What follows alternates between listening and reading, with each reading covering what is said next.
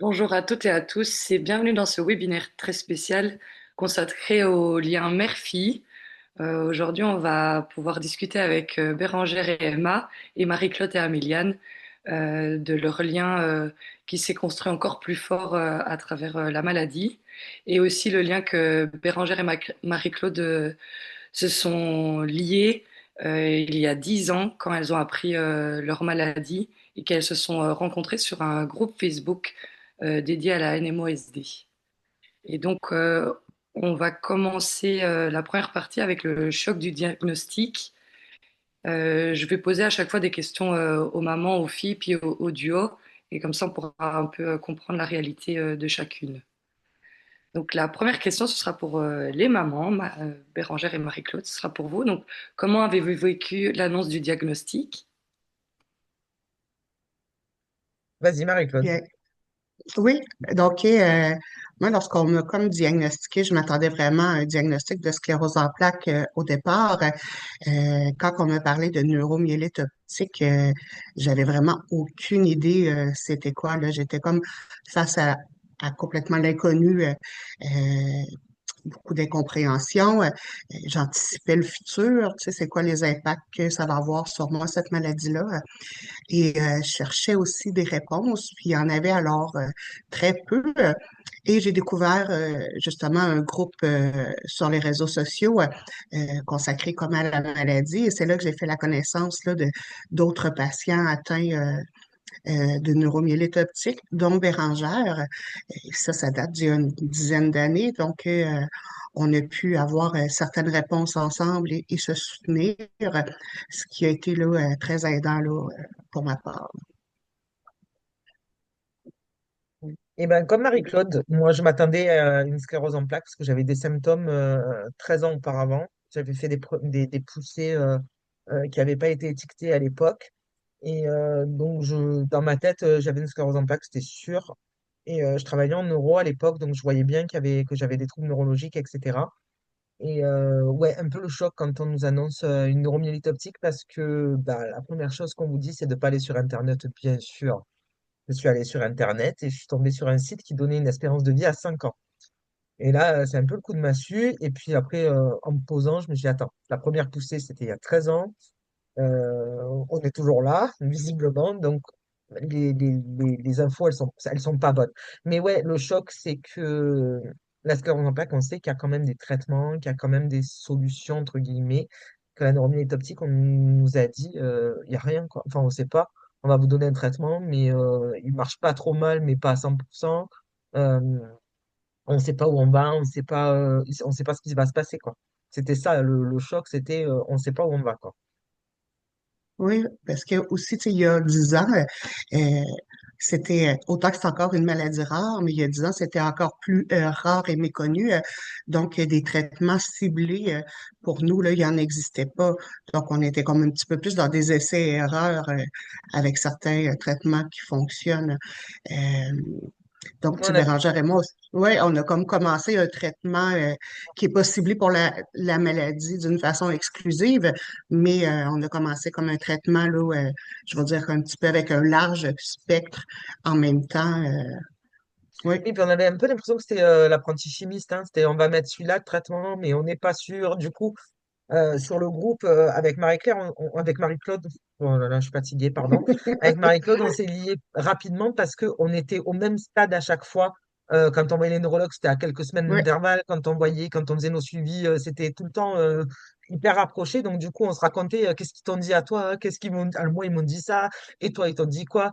Et du coup, ça nous a permis de faire un parallèle et ouais, en fait, honnêtement, il y a 10 ans, il pataugeait autant au Québec qu'en France, hein. On est clair que c'était voilà. Mais et puis on a commencé ouais le traitement quasiment ensemble. Donc oui, ouais, oui. ça a été Marie-Claude, ça a été un soutien. C'était on s'appelait Matt Sister à l'époque.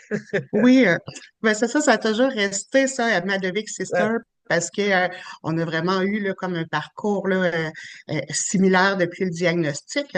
Donc, on a comme, sans même savoir connu physiquement, on a comme créé un lien là, quand même rapidement mais là, c'est grâce rigolo à ce parce groupe-là. Là. c'est vrai qu'on se connaît pas physiquement et on a l'impression de Et, pas loin, Marie-Claude, non, juste à la 8 000 kilomètres, tout va bien, quoi. Oui, mais c'est ça, tu sais, je te rencontrerai demain matin, puis c'est comme Ah, Bérangère, salut, comment ça va? Comme si je t'avais vu hier.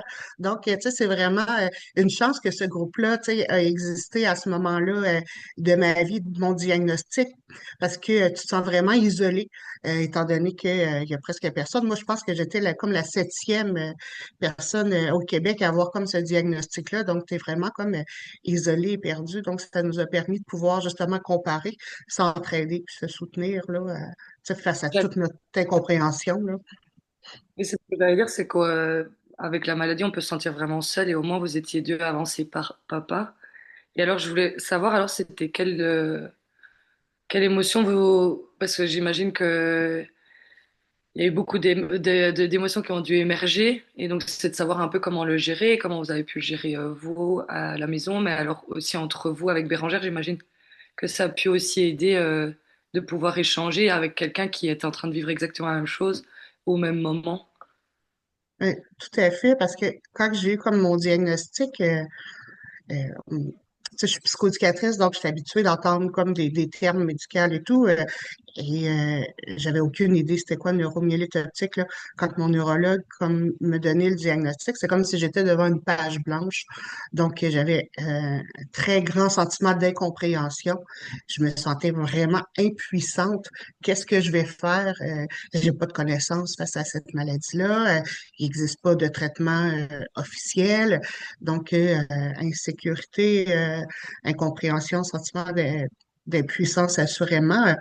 Mais grâce au groupe sur les réseaux sociaux dont Bérangère faisait partie, tu sais, ça l'a comme permis de mettre, comme je pourrais dire, une petite douceur ou un petit baume tu sais, sur toutes ces émotions-là, là, et moins me sentir isolée avec ma maladie, là. Et Alors, pour moi, Bérangère, comme j'avais déjà un passé, en fait, je savais que j'avais quelque chose, machin et tout. J'ai eu le temps de faire le deuil, la colère, le machin, toutes les étapes, là. Donc, moi, j'étais dans l'optimisme à fond. Je me suis dit, je vais pas, on y va.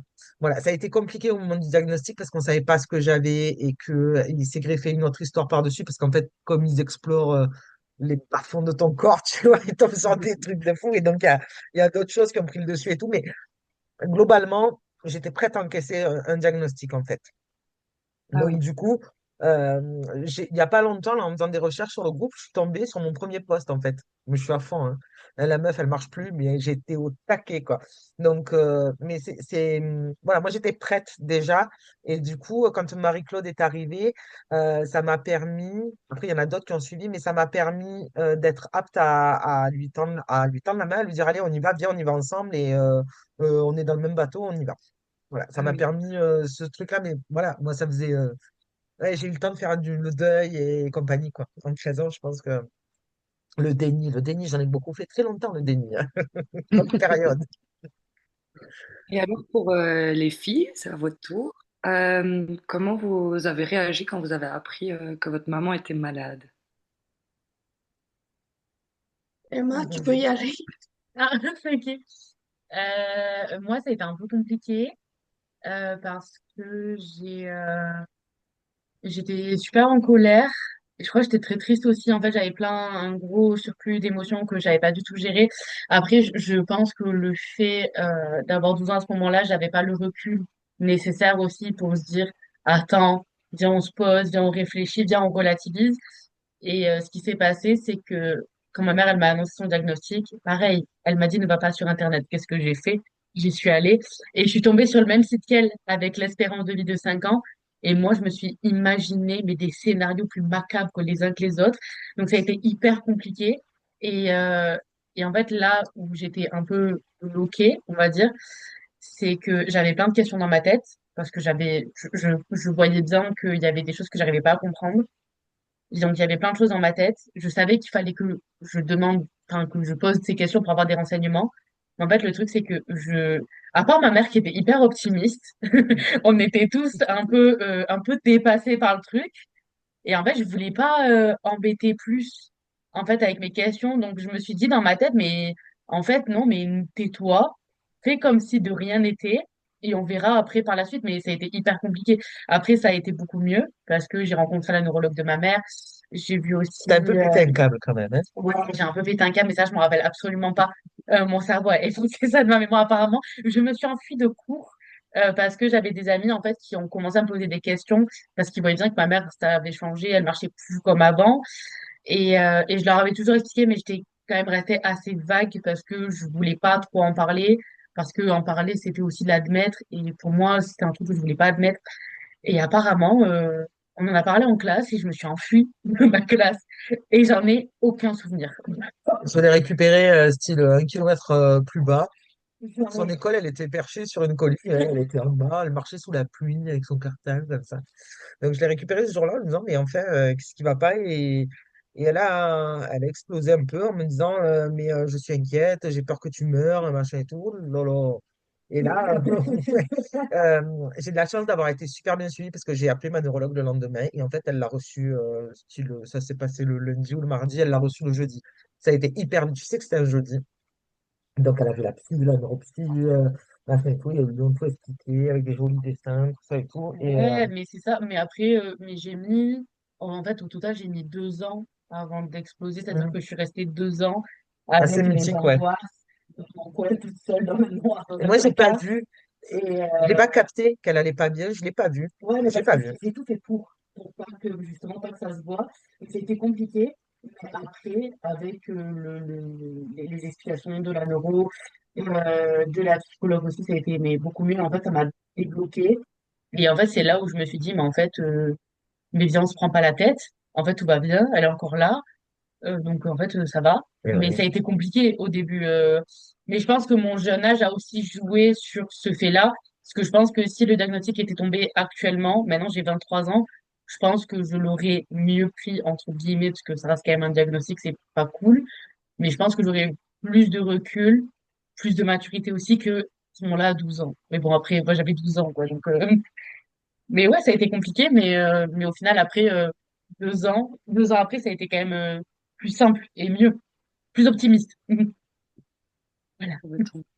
Heureusement qu'il y a des aides, enfin, qu'on peut faire appel quand même à l'équipe pluridisciplinaire, parce que c'est Ouais. pas la personne malade qui est impliquée et il y a l'entourage, donc c'est Parce que aussi comme je important. lui disais, mais Emma, je vais bien, je vais aller bien, enfin, autant que faire se peut, elle me disait, c'est pas vrai, tu mens, tu vas mourir et tu me le dis pas. Mais non, enfin, te calmer, oui. Elle était persuadée qu'on lui cachait la vérité, alors que non, pas du tout. On a toujours fait le choix avec mon mari de tout leur dire, à tous les deux, parce qu'il y a son frère aussi. Bon, son frère était beaucoup plus petit, donc c'était pas trop son problème. Mais on a toujours fait le choix de lui dire au fur et à mesure qu'on avait des informations, en fait. Mais elle a mal reçu, visiblement, les infos. Non, mais en fait, c'est même pas. Enfin, oui, déjà, je les ai mal reçus, mais parce qu'après, j'étais trop dans. Ouais, j'étais en boucle dans ma tête sur ça, mais vraiment, je me suis fait des scénarios dans ma tête, mais à chaque fois, je choisir la couleur du cercueil et tout, les militaires. Mais, C'est sympa. Oui, merci, c'est gentil.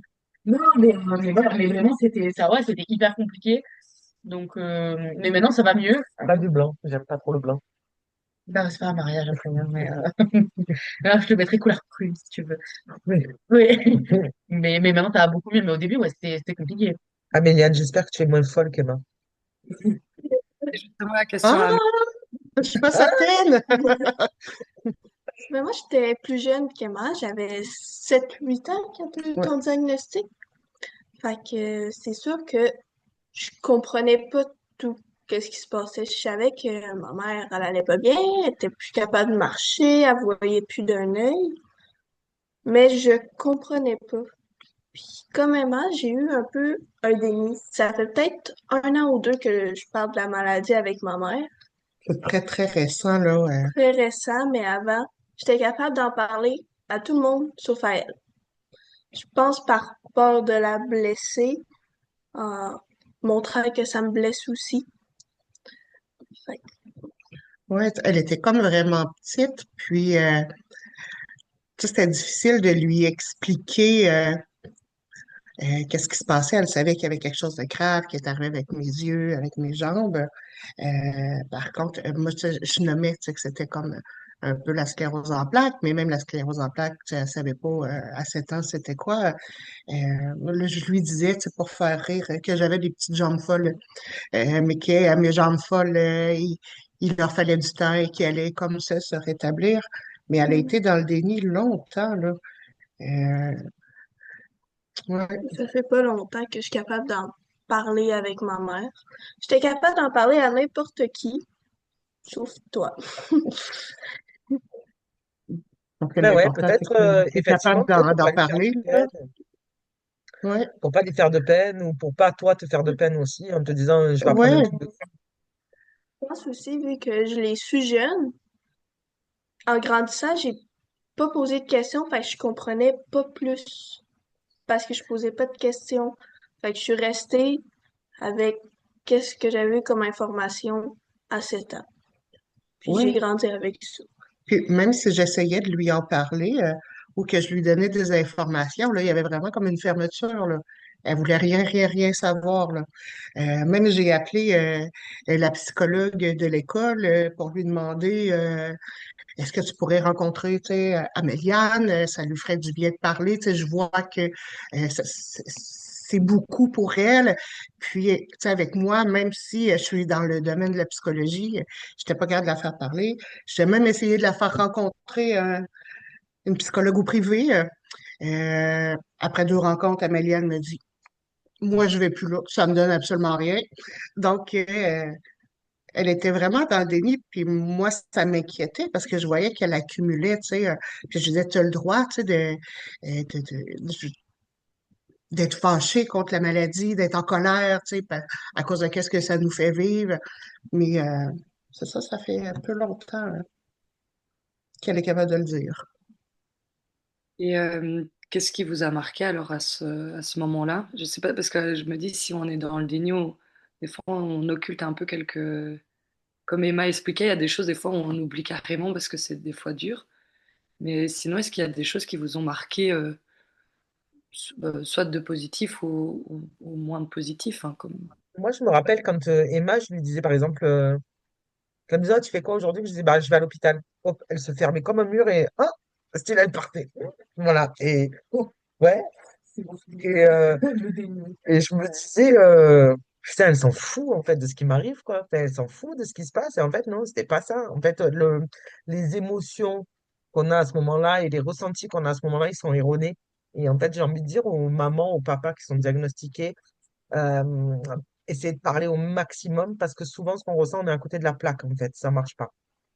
Et elle, je pense que elle n'a pas ressenti les bons trucs, parce que nous, on essayait de dédramatiser, alors que toi, tu es en train de choisir la couleur de mon cercueil.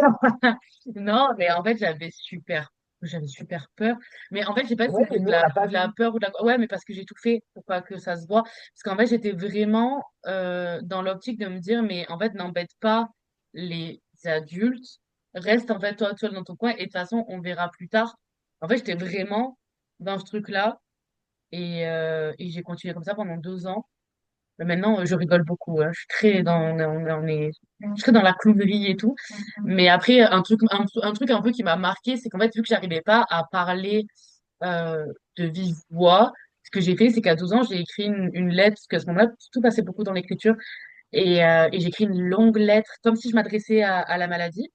Et c'est une lettre que j'ai lue dans le reportage qu'on a fait pour la fondation Ma mère et moi. Celle où je pleure en 4K, oui. Celle-là, en fait, ça. Et cette lettre, je l'ai toujours. Et je sais que ça m'avait marqué parce que ça m'avait fait un peu de bien quand même de l'écrire. Ça m'avait fait beaucoup de mal aussi parce que j'admettais hein, la maladie. Mais je pense que c'est un truc qui m'a marqué. Enfin, ce que moi j'ai pu faire, c'est ce qui m'a marqué le plus. Je l'ai toujours. Voilà. Oui, moi, j'étais étonné que tu déménages avec. Je sais pas. Mais écoute, J'aime bien. Enfin, ok. non, je l'aime pas si, mais pourquoi tu voulais dire? Qu'est-ce Non, que, je sais. mais autant vous deux, tu sais, je fais comme un comparatif, les deux, vous avez eu une période de déni, là, assurément face à la maladie, là. Donc, euh, puis, tu sais, vous avez comme 2 personnalités différentes, on est dans 2 pays différents et les deux, vous avez comme vécu la même chose. Améliane, un petit peu plus longtemps qu'Emma, mais euh, ça, c'est quand même incroyable. Ça en dit beaucoup, tant qu'à moi, là, sur qu'est-ce qu'on peut faire, tu sais, pour aider justement les enfants de Ouais, parents diagnostiqués, là. Euh, oui. Toi, Médiane, je crois qu'il y a un moment en particulier qui t'a plus marqué, là. Ben, et moi, ça m'a marqué aussi, donc, avec l'ambulance, là. L'ambulance. Oui. Tu sais, euh, j'avais peut-être 10 ans, à Ouais, peut-être. peu près Ouais, peut-être 10 neuf ans. 10 ans, ouais. Et ma mère, elle allait vraiment pas bien, je m'en rappelle. Elle était assise sur le divan, puis elle me dit, appelle l'ambulance.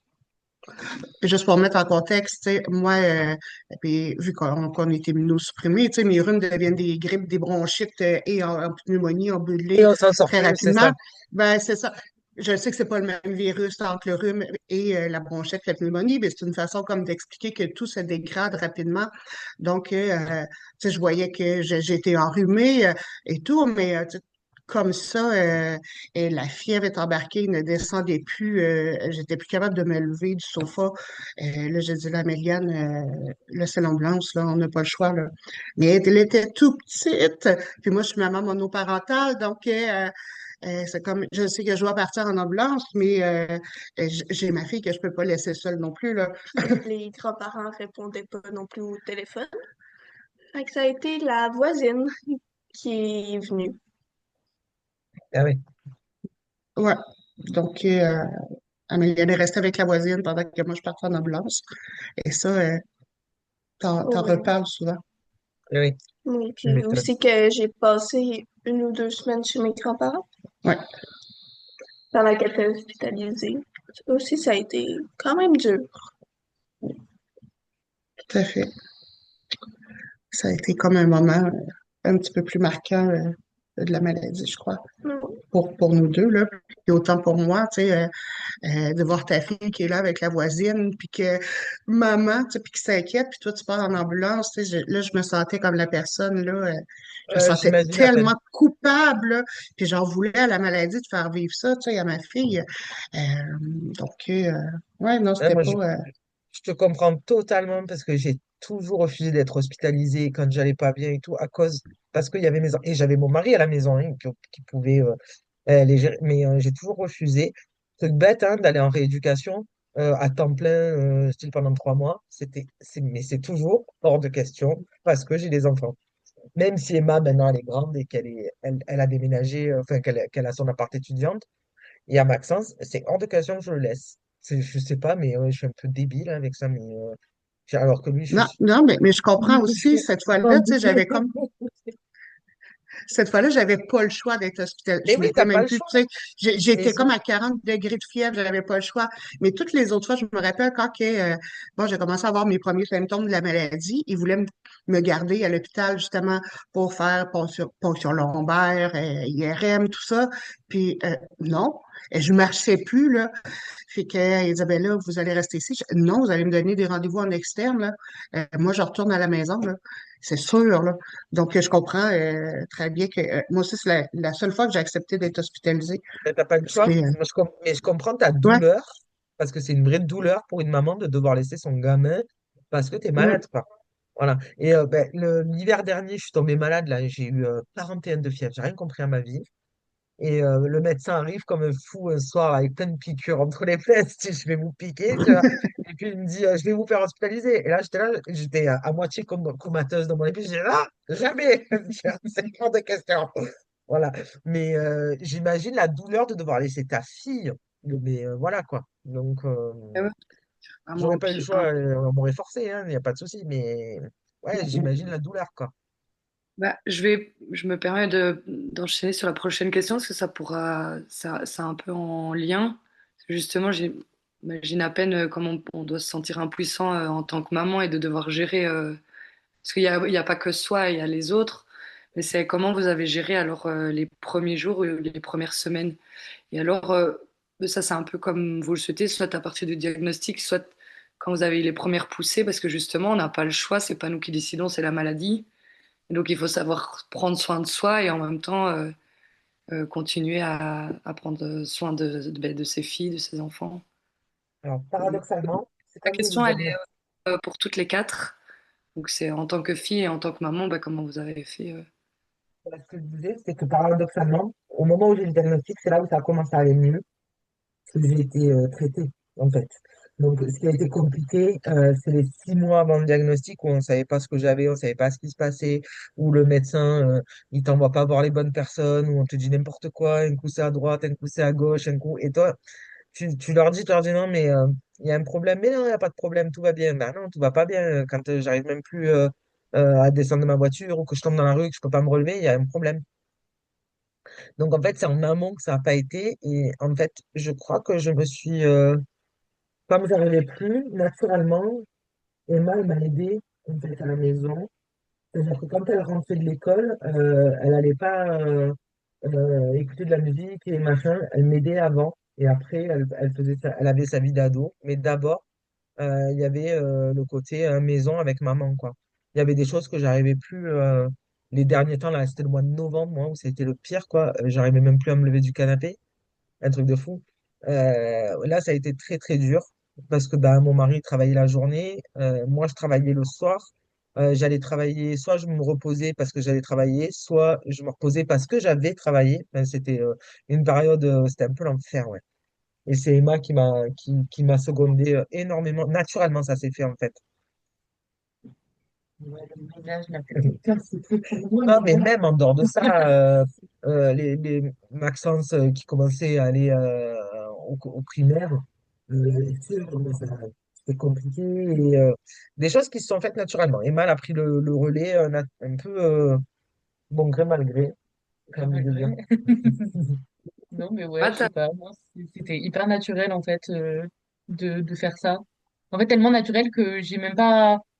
Enfin, mais je le fais depuis que j'ai 12 ans, un peu avant, du coup. Ouais, un peu Même avant, un ouais. peu avant, donc 12 ans. J'en ai 23 aujourd'hui. Pour moi, c'est ma routine, en fait. Donc, c'est pour ça que des fois, quand on me demande, mais du coup, comment t'as fait, enfin, quelle stratégie t'as mis en place pour aider ta mère, mais en fait, je le regarde, mais comme c'est comme quelqu'un qui n'avait pas compris la question. Tu sais, je fais, ben, je sais pas, je fais ça naturellement, j'ai pas mis en place de stratégie, de machin et tout. Je sais. En fait, je sais quand elle a besoin d'aide, elle a pas besoin de me le dire, je le vois. En fait, je le sais. Oui, après, ça se voit un peu, hein. Quand tu es à quatre Ouais. têtes devant le lavabo, c'est qu'il y a un problème, hein. Oui, mais moi, ben, Oui, toi, tu le vois à part les je le autres. vois, c'est les autres qui font semblant de pas te voir. C'est pas le même genre. Maxence, c'est pas du tout la même chose. Maxence, il voit, hein, je suis accroché, j'essaye d'avancer, machin et tout, il s'en fout, il passe. Salut, ça va? Ouais, ok, ouais, ça va, Maxence. Que Emma, tout de suite, non, elle voit. Elle voit que ça va pas et maman, qu'est-ce que je peux faire, machin, nan. Et bon, Maxence, non. Bah, après, Maxime, c'est juste qu'il a grandi avec, enfin, il était trop petit quand ma mère elle était diagnostiquée, donc il a toujours vu ma mère comme ça, et pour lui, c'est la Oui, normalité. c'est rigolo, Donc, en fait, lui. c'est pas que tu t'en fous, c'est comme ça lui fait ni chaud ni froid. Lui, il me donne le bras, il s'amuse à marcher vite pour me faire pousser, ou tu vois, des trucs comme ça, ou des trucs en mou, comme ça, pour pas tenir. Ben, tu vois, Maxence, il est vachement. Ouais, il s'en fout, il est mort de rire tout le temps. Donc, tant mieux, hein, c'est mieux que je le dise comme ça. Mais bah, après, ouais, non, bon, je sais pas, c'était quand même assez naturel, quoi. et pour Bon. Marie-Claude, vous avez traversé Ouais. les jours aux premières semaines. Les premiers jours, première semaine, moi, c'était ça. J'étais vraiment comme dans comment je peux faire pour expliquer, tu sais, une maladie que je ne connais même pas, tu sais, à ma fille. Parce que moi, j'avais besoin comme d'explications, j'avais besoin de comprendre. Fait que, tu sais, je cherchais comment expliquer à ma fille quand moi je comprenais comme même pas. Donc, c'était comme vraiment. Fait que c'est pour ça que ça l'a fini avec des jambes folles, là. Ma mère elle a des jambes folles qui vont prendre le temps de guérir. Mais c'était aussi, j'essayais beaucoup dans les premiers temps de camoufler comme mes douleurs quand elle était présente, tu sais, pour avoir de l'air encore de la super maman et tout ça.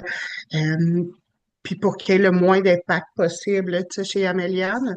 Euh, euh, Par contre, tu sais, avec le temps, ben, je dirais pas plusieurs années, mais quelques mois, tu sais, je me suis dit, ben non, tu sais, c'est notre quotidien, là.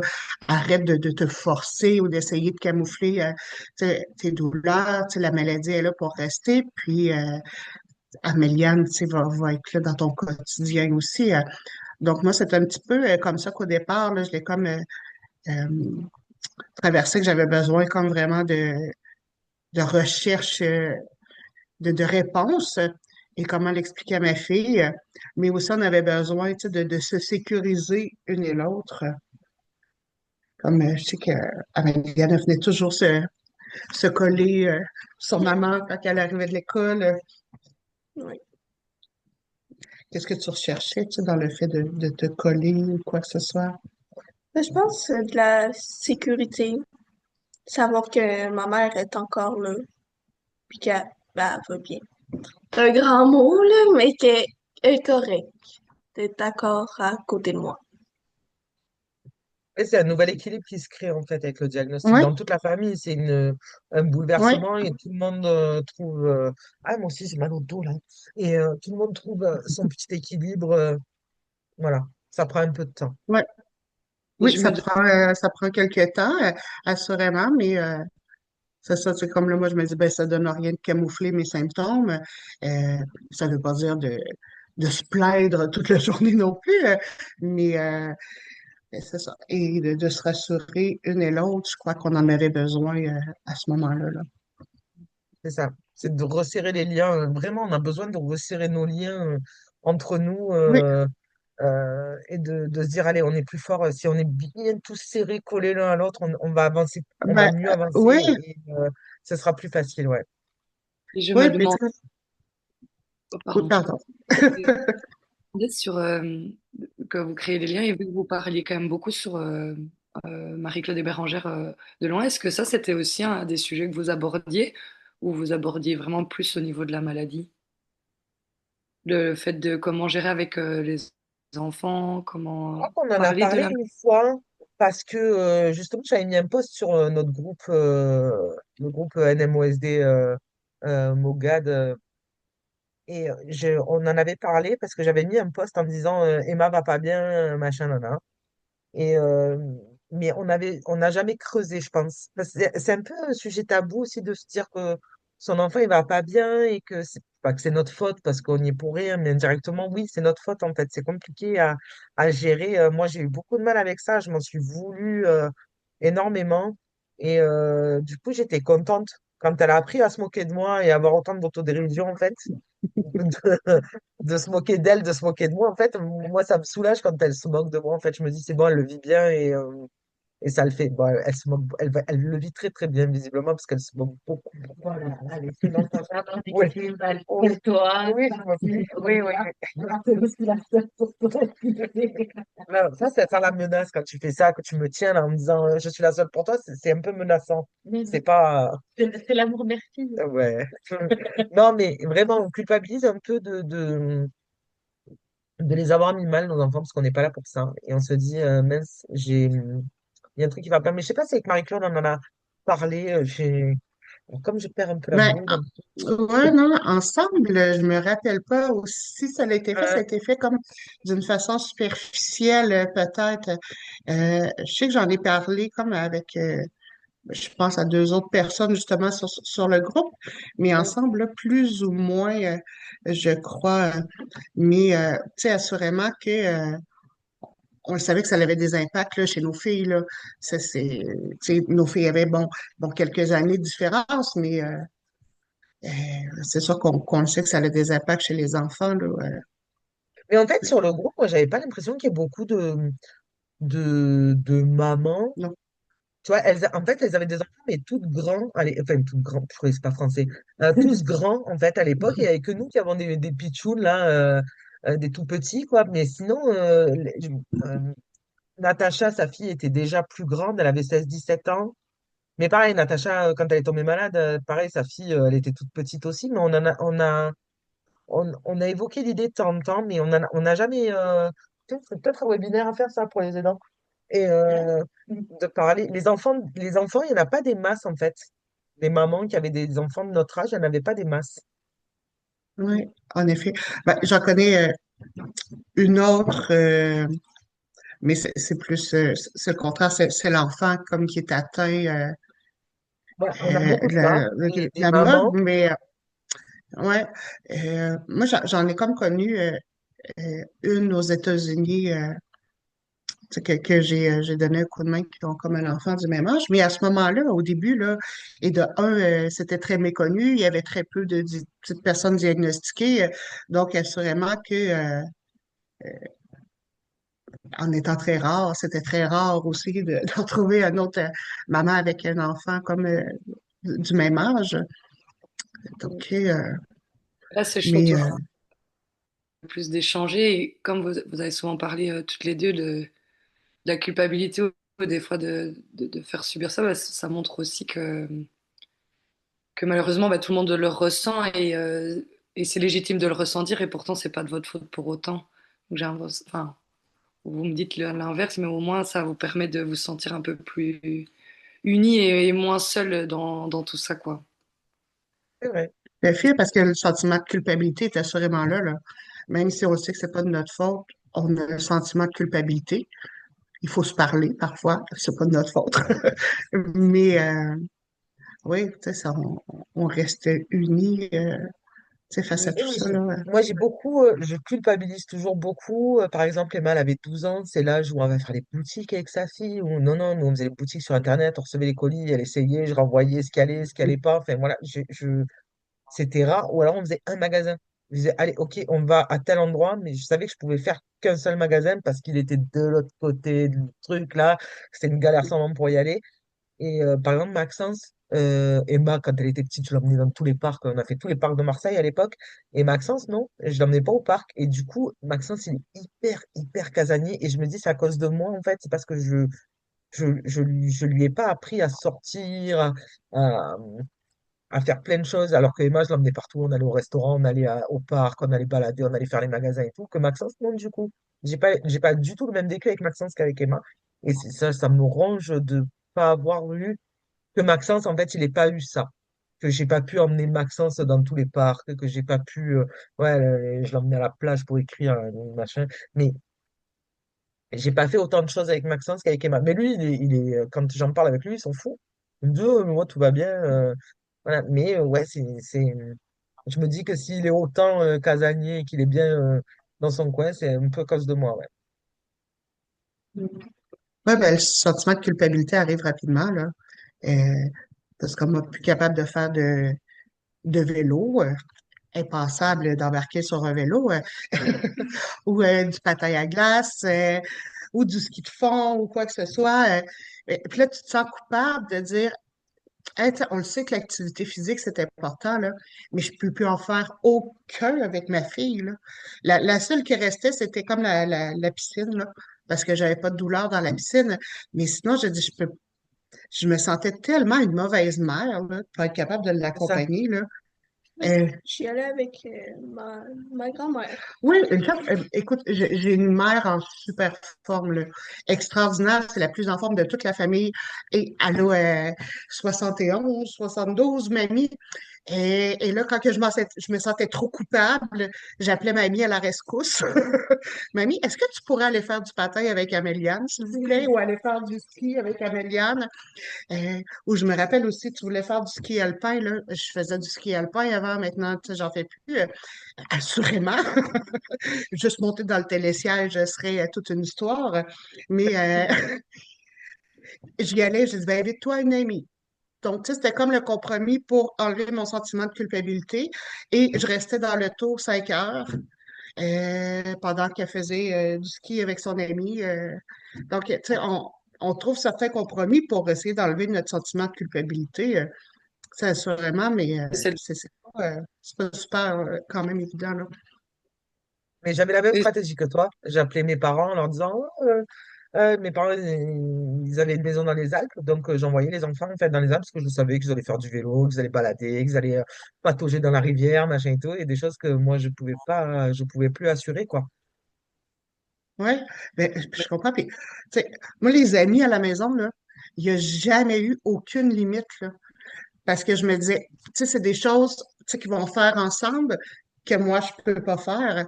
Donc, même, il y avait une de ses amies, là, je disais, écoutez, c'est ma deuxième fille, là. On est allé aux États-Unis, on l'a emmenée. On est allé, tu sais, en Ontario, on l'a emmenée. Mais je payais, tu sais, tous les frais pour cet enfant-là en me disant, j'enlève mon sentiment de culpabilité, tu sais, de pas pouvoir faire les choses avec ma fille, là. Ouais. Donc, ouais. Ou sinon, on amène mamie à la rescousse, hein.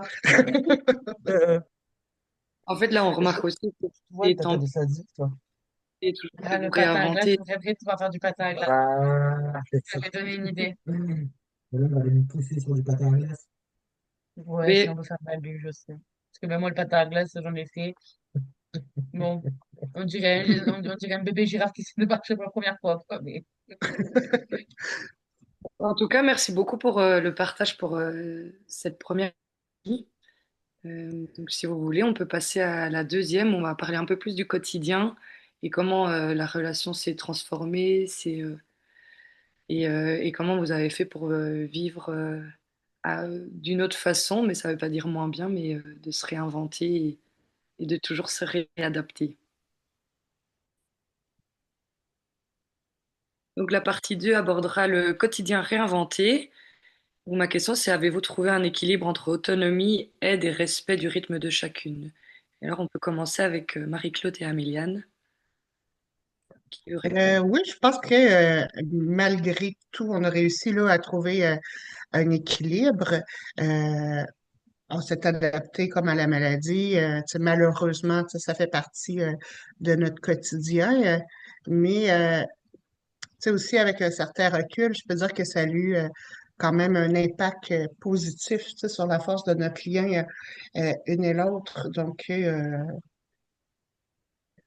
oui, oui, en effet. L'équilibre, Oui, c'est comme installé, là.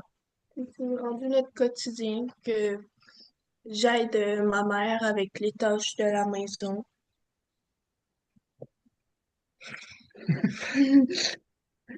Ouais, donc, on- Améliane aussi respecte tu sais, aussi mon rythme, là, est consciente que moi, en soirée, là, j'ai plus de son, plus d'image, j'ai mal aux jambes et tout, puis Je qu'elle, fais mon possible pour l'aider.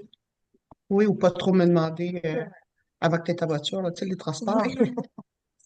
Améliane avait beaucoup d'activités sociales qui entraînaient beaucoup de transports.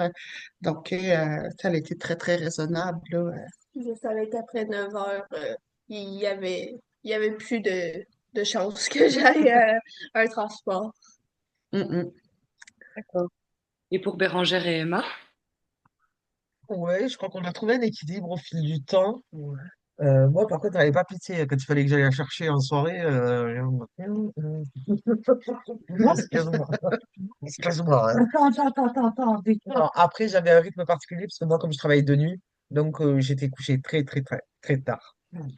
Ça va. Ah, Donc, quelque part, non, je me toi, suis calquée à son rythme. Oui, c'était quelqu'un à son rythme, clairement, au rythme, tout à fait. Bah oui. Non, après, bah, Emma, elle est partie de la maison depuis 2 ans, mais elle revient de temps en temps le week-end. Elle revient régulièrement quand même pour nous voir, pour me voir déjà, pour me voir moi, ça va. Et oui, après, on trouve un rythme, un équilibre. Elle sait, les jours où je suis pas bien, en fait, j'ai pas besoin de lui dire, elle le voit.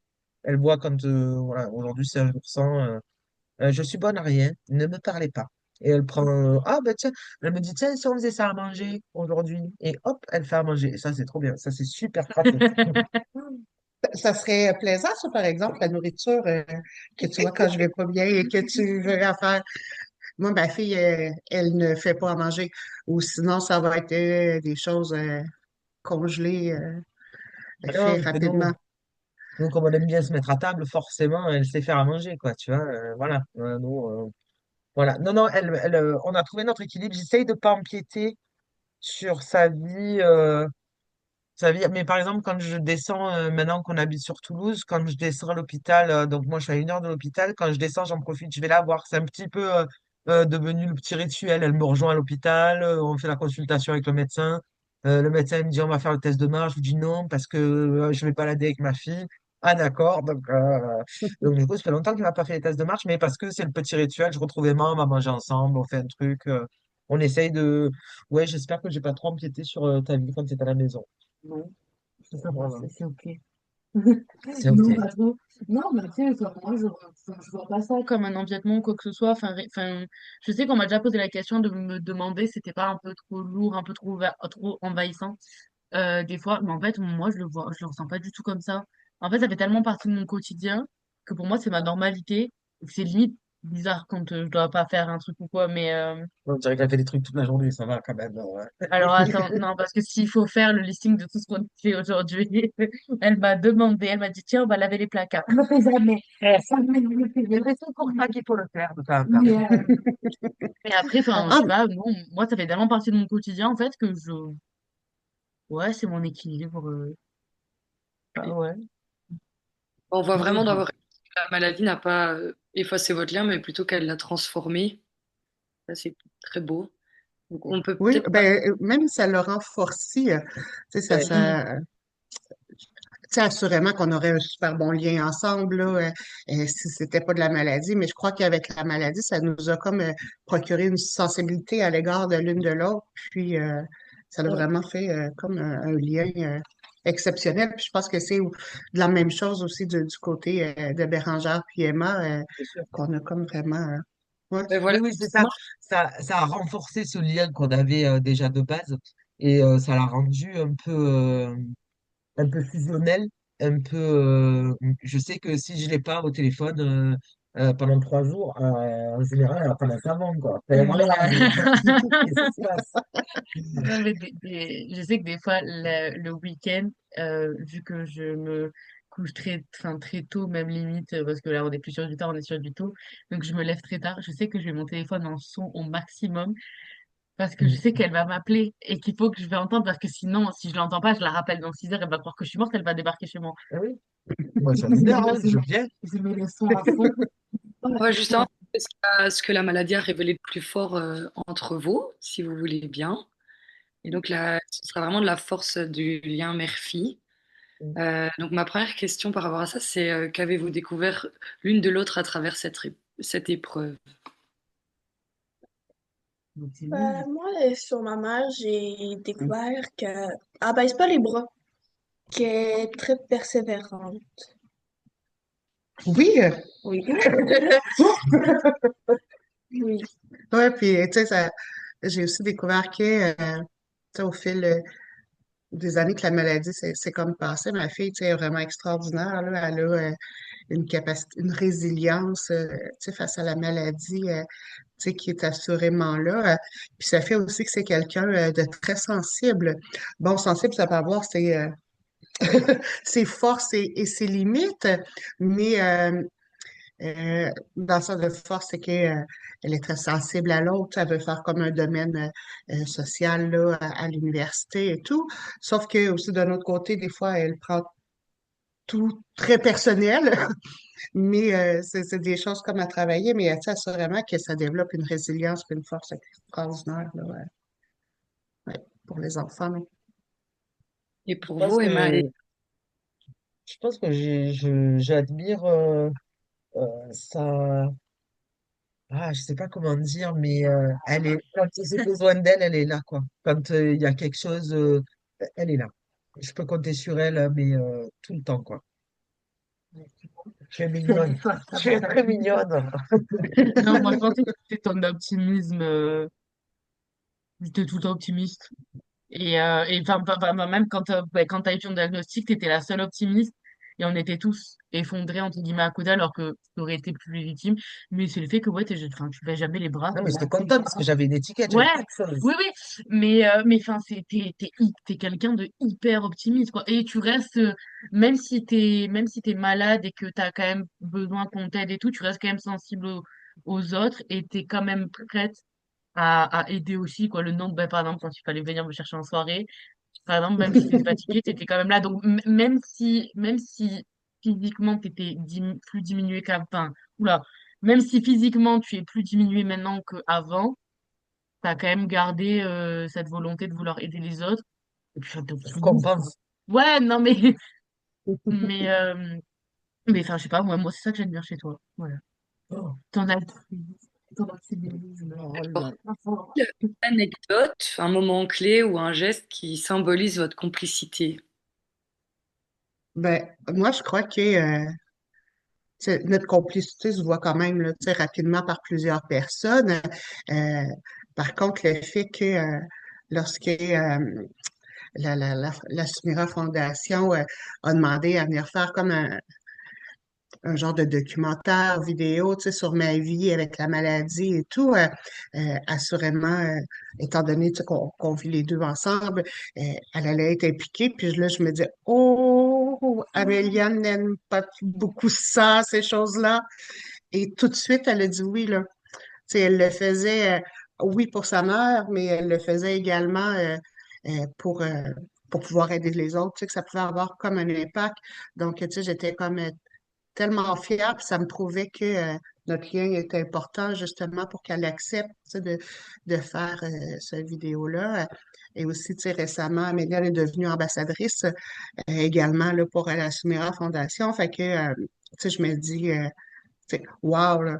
Tu sais, notre lien est là, mais tu sais, qu'elle s'implique, qu'elle veuille s'impliquer, tu sais, de cette façon-là, pour une maladie qui, oui, nous a mis des embûches, tu sais, assurément dans notre quotidien, mais qui a, oui, ça prouve justement que la force de notre lien est là, là.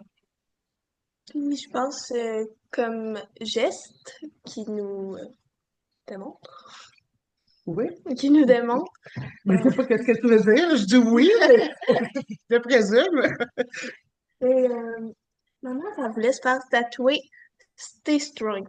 Elle avait choisi des modèles, mais à cause de la maladie, elle peut pas.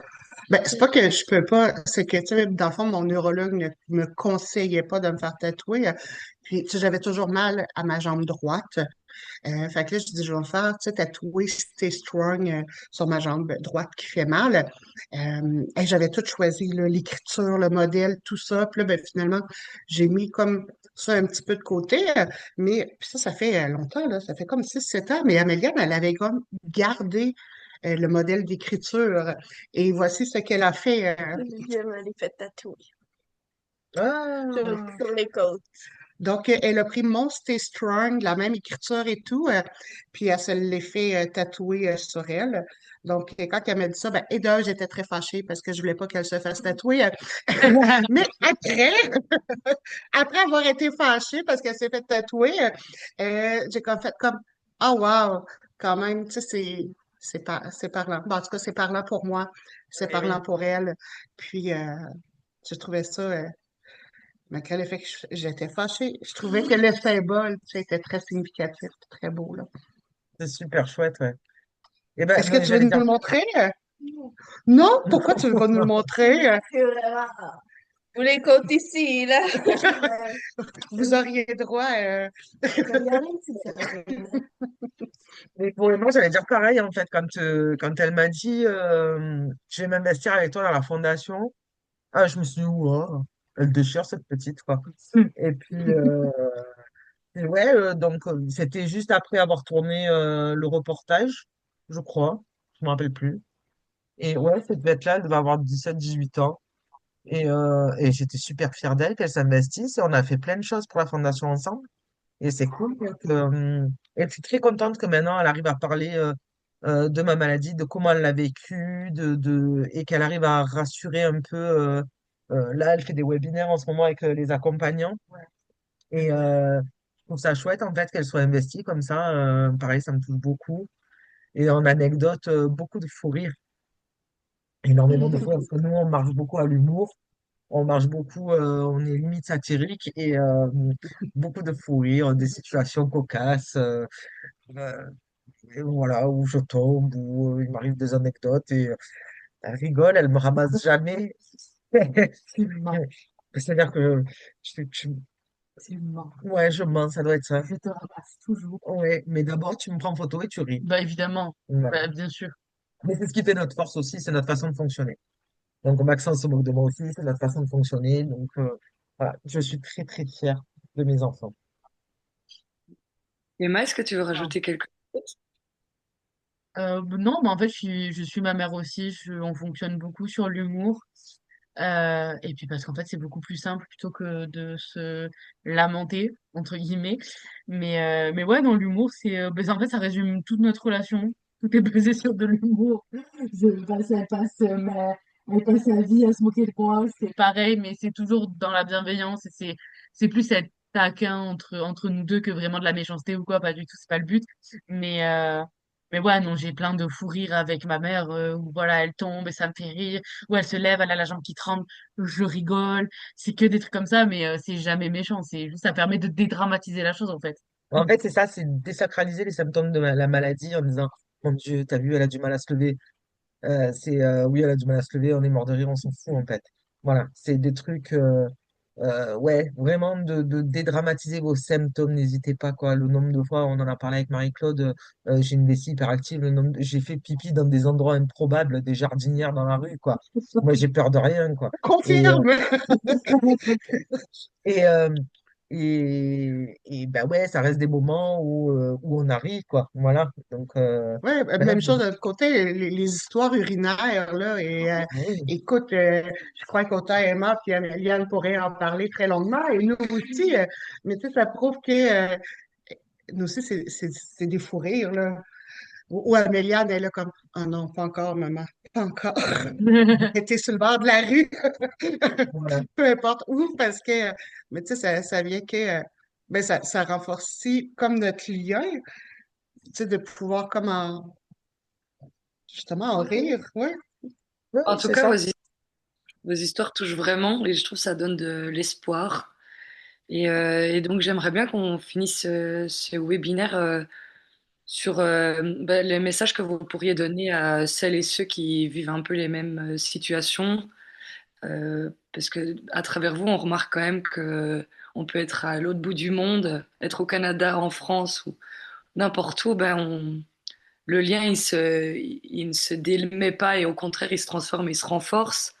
Et en même temps, c'est assez similaire des fois à ce qu'on peut vivre. Et donc, le fait de le partager, on le voit encore plus on peut ne jamais être seul face à tout ça. Et donc, si vous êtes d'accord, on peut passer à la dernière étape, donc le message pour les autres familles. Parce qu'en cette fin d'année, euh, c'est beau de finir sur une jolie note. Donc, Ouais.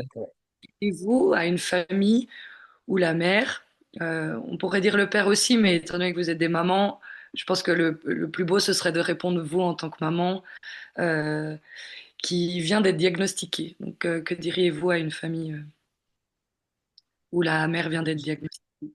J'ai envie de lui dire de ne pas hésiter à parler avec ses enfants, de tout lui expliquer, de tout leur dire, de parler de son ressenti et pour dédramatiser cette maladie et permettre de vivre bien avec ses enfants. En fait, d'avoir une super relation avec ses enfants et que la vie, elle tourne pas autour de la maladie, en fait. J'ai envie de leur dire, ouais, c'est bien, parlez-en, expliquez, donnez vos ressentis, écoutez les ressentis de vos enfants, mais la vie ne tourne pas autour de la maladie. Faites autre chose, éclatez-vous, faites ce que vous voulez. Vous pouvez pas faire d'escalade, je l'entends, mais faites autre chose, c'est pas grave. Il y a plein de choses qu'on peut faire avec ses enfants sans, sans avoir besoin d'activité physique de fou. Oui, je suis tout à fait d'accord, là. Ben, je crois que la première chose, c'est de s'entourer de personnes bienveillantes, là. Tu sais, il y a des personnes parfois qui c'est plus euh, négatif comme relation. Donc, dans un premier temps, c'est vraiment de s'entourer autant de proches, d'amis, de famille, d'une équipe médicale, tu sais, bienveillante. Euh, Assurément, de continuer d'avoir un rôle de parents sans que ça soit juste un parent malade. Tu sais, comme dit un petit peu Bérangère, là. Tu sais, avant tout, on est un parent, une mère, avant d'être une mère comme malade. Donc, assurément, de continuer, tu sais, à jouer tu sais, ce rôle-là le plus possible. Puis, tu sais, de ne pas oublier non plus qu'il y a des aspects positifs là, qui peuvent survenir. Par exemple, tu sais, l'établissement de liens tellement forts avec nos enfants. Tu sais, c'est quelque chose là, tu sais, qu'il faut pas mettre de côté parce que c'est tellement tu sais, exceptionnel là, la relation qu'on vit. Donc, c'est ce que je souhaiterais comme à une autre mère ou à un autre parent, c'est justement de continuer d'être soi-même, d'être parent avant d'être un parent malade, puis de s'entourer comme des bonnes personnes et de se dire qu'il y a toujours quelque chose de positif qui va survenir. Faut pas l'oublier, hein. Oui, et puis avant d'être malade, on est des papas et des mamans, en fait. C'est le plus grand rôle de notre vie, c'est Ouais. d'être papa et d'être maman, quoi. Donc, la maladie, bah, elle est ce qu'elle est pas toujours super, elle n'est pas toujours Euh, c'est pas toujours notre copine, mais on peut en faire quelque chose de chouette avec nos enfants. On peut vivre des choses chouettes. Et Et peut-être alors, même plus chouettes que quand on n'est pas malade. et alors, de l'autre côté, pour Améliane et Emma, ouais, quel message souhaiteriez-vous faire passer aux filles ou aux enfants qui voudraient, qui deviennent aidants en même temps? Ben, pour ma part, je pense que faut pas s'oublier. Comme, oui, notre parent est malade, mais nos émotions puis notre douleur sont tout autant valides que leurs siennes, Il est là. les leurs. Il faut tout le temps garder espoir. Il y a toujours des petits bonheurs de la vie qui vont venir. Puis chercher à comprendre, pas rester renfermé avec nos questions. Comme tu le fais. Faut, faut demander pour être capable de surmonter ça. Et pour Emma? Je suis assez d'accord avec ce que Amélie a dit. Et après, basé sur mon vécu, il faut pas hésiter à poser des questions, en fait. Faut pas, enfin, en fait, faut pas avoir peur de pas savoir. Il faut pas hésiter à demander. Faut pas hésiter aussi à dire ce qu'on ressent parce que, comme Améliane elle a dit, c'est nos émotions à nous en tant qu'aidants sont également valides. Et en fait, faut pas hésiter à communiquer parce que la communication, je pense, c'est le plus important quand il y a un diagnostic comme ça. Mais ouais, c'est de communiquer, c'est de rigoler, de dédramatiser. Enfin, l'idée de dédramatiser les symptômes, moi, je la trouve hyper importante. Bon, après, c'est parce que c'est comme ça que je fonctionne et tout. C'est normal d'avoir, on va dire, le coup de mou quand on a un diagnostic, etc. C'est normal, des fois, enfin, que ce soit un petit peu difficile aussi à accepter. Sois triste. Ouais, que ce soit triste, c'est normal aussi. Ça, faut pas le mettre de côté. Mais après, enfin, c'est un truc que j'ai toujours dit. Je le dis depuis que je suis gamine. Euh, mais, euh, mais il faut se lever tous les jours avec l'envie de rigoler, l'envie de s'éclater. C'est hyper important parce que si tu te lèves tous les jours en disant que tu vas galérer, bon, on Ouais, ne tu sait vas pas si galérer. tu vas galérer. Mais tu vas galérer, c'est sûr. Donc c'est pour ça que malgré malgré les bas, il faut quand même rester positif, faut pas hésiter à poser des questions, faut pas avoir peur de Faut pas demander des hésiter à réponses, consulter faut pas aussi hésiter si à on n'est pas bien. consulter, à se renseigner, et puis, faut dédramatiser et savoir que ben, la vie ne s'arrête pas parce qu'on est malade. Ou qu'on est dans le contraire. Donc, ça permet de se taper du très très bon fond. Je réitère. Mais ouais, faut pas avoir peur en fait, faut communiquer, c'est plus important, je pense, et faut pas s'oublier aussi. Tu me mets des Alors, coups. Mais toute bien sûr, dernière, j'étais pas fixée. je- toute dernière question. Donc, c'est quelle pensée d'espoir ou de douceur souhaiteriez-vous partager en cette fin d'année? Moi, personnellement, je dirais que tu sais, quand il y a un diagnostic, il y a assurément tu sais, des adaptations à faire. Par contre, il existe toujours des solutions adaptées tu sais, au contexte puis au diagnostic. Là, puis parfois, on ne voit pas ces solutions-là. Donc, je veux que les gens tu sais, sachent que malgré tous les embûches, qu'il y a des solutions, puis qu'il y a des moments tu sais, extraordinaires là, qui vont survenir. Il faut garder espoir. Par exemple, en la science, écoute, ça évolue là, à la vitesse grand V actuellement. Euh, voilà, moi je crois, entourez-vous de personnes bienveillantes. N'hésitez pas à demander de l'aide, à poser des questions, surtout aux enfants. Euh, Chaque petit bonheur que la vie vous apporte, là, ça c'est extraordinaire, puis ça va adoucir, là, assurément, là, le parcours, là, avec une maladie ou une maladie rare, là. Je pense aussi qu'il faut vraiment pas s'oublier, autant les parents que les enfants. Oui, on a des émotions communes, mais on les vit pas pareil. C'est correct. Faut juste apprendre à les vivre, puis pas les cacher. Merci.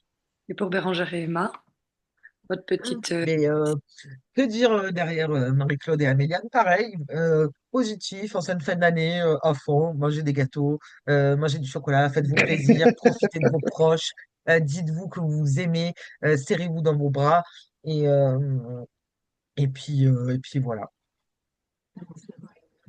Donc, Ouais, toi, tu es d'accord. ouais, ben oui, mais aimez-vous, hein, c'est trop bien. Bon, Oui, oui, aimez-vous puis respectez-vous, tu sais, dans votre rythme. Moi, je crois que ça peut faire vraiment toute une différence, là. ouais. Ouais, Ben, il faut merci. s'aimer, faut prendre le temps aussi, mais ça finit toujours par aller mieux. Ben, merci beaucoup en tout cas d'avoir répondu à toutes les questions et d'avoir partagé votre histoire parce que elles étaient très inspirantes. Moi, en tout cas, j'ai eu plus d'une fois des frissons. Euh, c'est fou comme le lien peut être aussi fort et d'une intensité assez grande. Donc, on peut finir ce webinaire sur ces belles notes, comme vous avez dit. Aimez-vous manger plein de gâteaux. Et Merci, comme quoi, la Claire. sensibilité est quand même hyper importante et qu'il y a encore plein de belles choses, malgré la maladie, il y a encore plein de belles choses à vivre et à Oui, partager. tout à fait. Comme tu sais, ces belles grandes filles-là qu'on a de notre côté, ça donne la force de poursuivre. Merci beaucoup à tout le monde. Joyeux Noël à tous! Merci, joyeux temps des fêtes.